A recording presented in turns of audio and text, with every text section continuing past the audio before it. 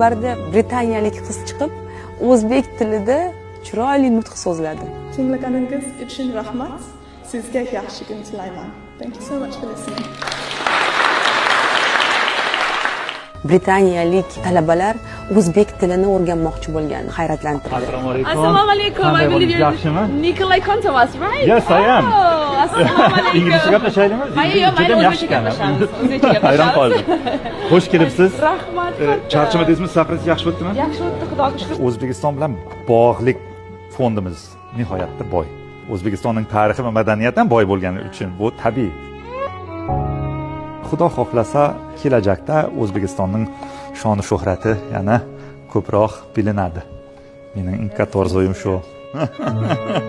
Alisher Navoiyning kitobi, Mirzo Ulug'bekning kitobi shu Oksfordda arxivlarda turar ekan.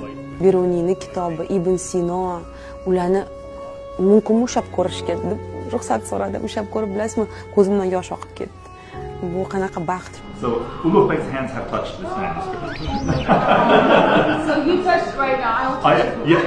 That's fine. I give you permission. Nobody else has to.